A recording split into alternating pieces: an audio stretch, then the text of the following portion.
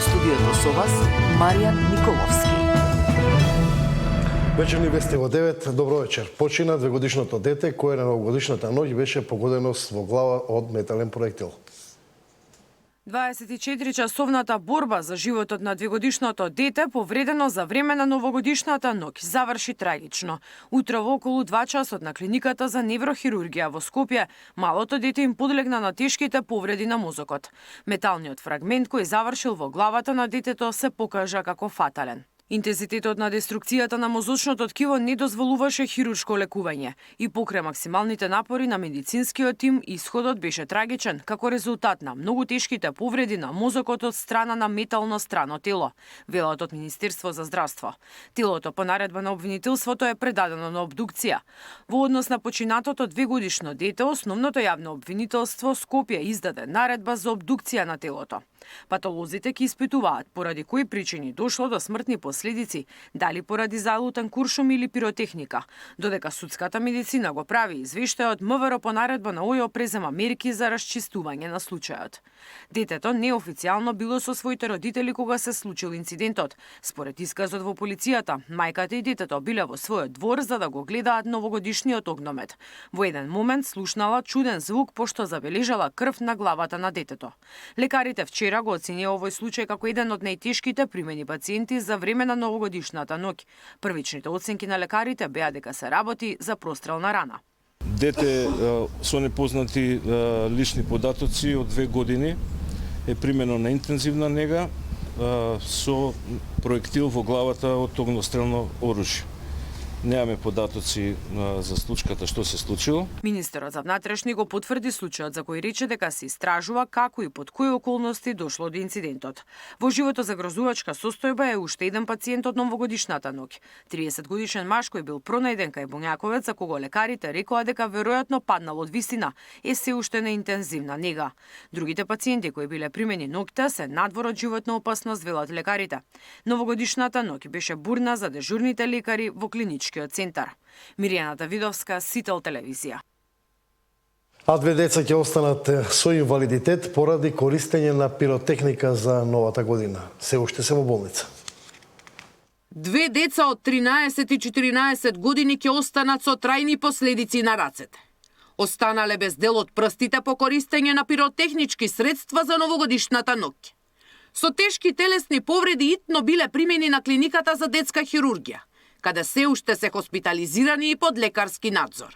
Во текот на вечерта, значи од полноќ практично на нова година до изутрината, дежурната екипа беше во операцијна сала и ги згрижи повредите до 6 изутрина работеа. Ќе има трајни последици децата, за жал. Значи има ампутации на прсти кои што се неповратни повреди. Децата се уште на клиниката, се чувствуваат добро, денеска се преврзани, примаат соодветна терапија. И покрај забраната, тонските заплени на петарди од страна на полицијата и бројните апели од лекари за фаталните последици. Сепак годинава, за разлика од порано, има поголем број на повредени од користење на пиротехнички средства. 10 биле амбулантски третирани, но за дел бил неопходен и хирушки третман.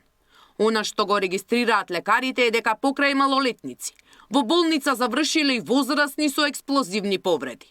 Имаме 69 годишен прием на клиниката за травматологија, исто така од повреда на левата подлактица и левата шака од пиротехнички средства. Во однос на петардите имаме само 2 од малолетниците, загрижува тоа што да речеме најстариот од повредените со петардите на 57 годишна возраст, малку чудно. Изгореници, ампутации, оштетување на слухот и видот, стрес и вдишување на отровни испарувања се само дел од последиците по неправилно користење на пиротехнички средства. Повредите од петардите остануваат за цел живот, а за навидум безопасните игри да не станат кобни.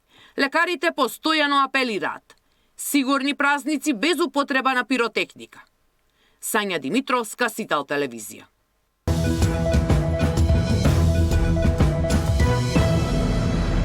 Десет килограми кокаин пронајде полицијата во возило во Скопје. Кокаин во патничко моторно возило БМВ, кое што на територија на Македонија е влезено прекуграничен премин Табановце. Со сигурно знаеме дека ова количина на дрога била намената за македонскиот пазар. Овој кокаин е со огромна чистота согласно првичните информации од вештачењето кое што е направено во Министерството за внатрешни работи. Количина од 10 килограми е откриена во рамки на претходната влада, да кажеме во целокупниот нејзин мандат. Мислам дека тука негде е колку што е откриено во рамки на оваа акција спроведена од страна на Министерството за внатрешни работи, чија што вредност улична, доколку била распространета низ македонските улици, чија што намена е била токму тоа, е во износ од околу 1 милион евра. Премиерот Христијан Мицкоски најавува засилени критериуми за универзитетските професори со цел јакнење на квалитетот на високото образование. Ако сакаме место на Шангајска листа, бројот на научни трудови мора да се зголеми 10-кратно.